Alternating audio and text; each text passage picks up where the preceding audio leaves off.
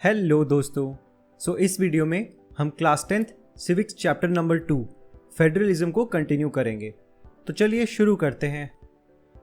तो दोस्तों, बात करते हैं इंडिया के स्टेट और सेंट्रल गवर्नमेंट के रिलेशंस के। इंडिया जब 1947 में आज़ाद हुआ, उसके बाद इंडिया में बहुत टाइम तक एक पर्टिकुलर पार्टी का रूल था सेंट्रल और स्टेट में, और इसी वजह से स्टेट गवर्नमेंट इंडिपेंडेंटली अपने राइट्स को एक्सरसाइज नहीं कर पा रही थी। अगर किसी स्टेट में स्टेट गवर्नमेंट अलग पार्टी की होती थी तो सेंट्रल गवर्नमेंट अपनी पावर्स को मिसयूज करके उस स्टेट गवर्नमेंट को बहुत परेशान करती थी और कई बार तो बिना किसी रीजन के डिसमिस भी कर देती थी। लेकिन एक बहुत ही सिग्निफिकेंट चेंज आया 1990 में, क्योंकि उस वक्त सेंट्रल गवर्नमेंट में किसी भी एक पर्टिकुलर पार्टी को बहुमत नहीं मिला था और इसी वजह से बहुत सारी पार्टीज को मिला के एक गवर्नमेंट बनानी पड़ी। इस गवर्नमेंट को कहते हैं कोलिजन गवर्नमेंट, जहां पर एक पर्टिकुलर पार्टी को बहुमत नहीं मिलता है तो वो कुछ छोटी छोटी पार्टियों से बहुमत लेके सरकार बनाती है। तो इस तरीके से हिस्टोरिकली सेंट्रल और स्टेट गवर्नमेंट के रिलेशंस पहले से कुछ बेटर हुए। तो दोस्तों, अब बात करते हैं डिसेंट्रलाइजेशन के बारे में। तो जब पावर स्टेट और सेंट्रल गवर्नमेंट से लेके लोकल गवर्नमेंट को दे दी जाती है तब उसे डिसेंट्रलाइजेशन कहते हैं। बेसिकली डिसेंट्रलाइजेशन इसीलिए किया जाता है क्योंकि इंडिया एक बहुत बड़ा कंट्री है और इंडिया की पॉपुलेशन भी बहुत ज़्यादा है। इसीलिए स्टेट और सेंट्रल गवर्नमेंट के अलावा भी हमें एक थर्ड टीयर की ज़रूरत पड़ी।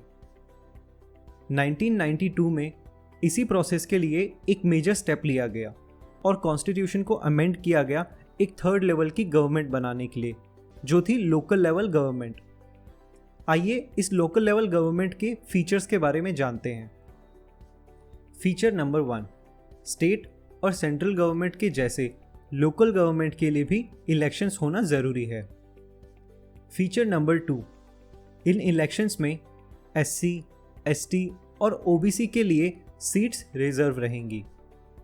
Feature number 3, at least 1/3 portion women के लिए रिजर्व होगा। फीचर नंबर 4, इन लोकल गवर्नमेंट के इलेक्शंस जो कि होंगे म्यूनिसिपल इलेक्शंस और panchayat elections, state election commission करवाएगी, जो कि एक इंडिपेंडेंट बॉडी है। नंबर 5, स्टेट गवर्नमेंट को कुछ पावर्स और रेवेन्यू लोकल गवर्नमेंट के साथ शेयर करने होंगे और ये नेचर या फिर रूल्स एंड रेगुलेशंस हर स्टेट टू स्टेट वेरी कर सकता है। तो ये है कुछ फीचर्स लोकल गवर्नमेंट के बारे में। चलिए अब जानते हैं कि इंडिया के अंदर कौन से लोकल गवर्नमेंट हैं।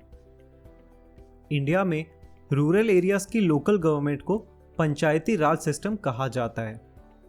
हर गांव के अंदर एक ग्राम पंचायत होती है जिसका मुखिया होता है सरपंच। इस कंसेप्ट को एक एग्जाम्पल से समझते हैं। इमेजिन कीजिए कि आप राजा महाराजा के टाइम पर जी रहे हैं और राजा ने एक दरबार बैठाई है, तो उस दरबार के राजा को हम सरपंच की तरह मान सकते हैं। अब जो राजा है उसके कुछ दरबारी भी होते हैं, यानी कि मंत्री होते हैं। उन मंत्रियों को हम पंच बोल सकते हैं। अब उन पंच को इंडिया में डेमोक्रेटिक तरीके से चुना जाता है और वो चुनता कौन है? जो उस गांव के रहने वाले लोग होते हैं, यानी कि आप लोग। तो आप लोग चुनते हैं पंच को और पंच चुनते हैं सरपंच को। जो राजा ने ये दरबार बुलाया है उसे ग्राम सभा भी बोल सकते हैं और ग्राम सभा के अंदर जितने भी वोटर्स होते हैं सभी उसके मेंबर्स होते हैं। ग्राम सभा लोकल गवर्नमेंट में इसीलिए बुलाई जाती है सो दैट उस ग्राम पंचायत का एनुअल बजट डिसाइड किया जाए और ग्राम पंचायत की परफॉर्मेंस को रिव्यू किया जाए। हर गांव की एक ग्राम पंचायत होती है और कुछ गांव की ग्राम पंचायतों को मिला के पंचायत समिति बनाई जाती है। एक जिले के अंदर जितनी भी पंचायत समितियां आती हैं वो सब मिलके जिला परिषद बनाती हैं। जिला परिषद के अंदर जो मेंबर्स होते हैं वो अलग अलग पंचायत समितियों के अध्यक्ष होते हैं, यानी कि पंचायत समिति के जो प्रेसिडेंट होते हैं वो जिला परिषद के मेंबर्स होते हैं और जिला परिषद प्रेसिडेंट या वाइस प्रेसिडेंट के अंडर चलता है। तो इस तरीके से इंडिया का रूरल लोकल गवर्नमेंट काम करता है। अब बात करते हैं अर्बन लोकल गवर्नमेंट के बारे में।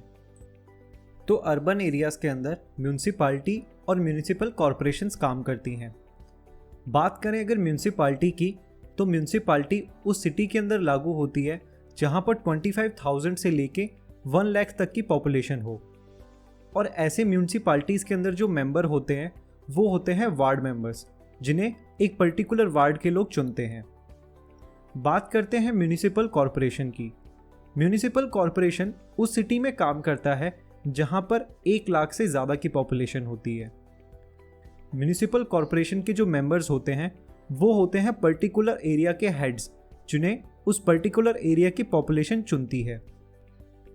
तो इस तरीके से इंडिया के अंदर लोकल बॉडी गवर्नमेंट काम करती है।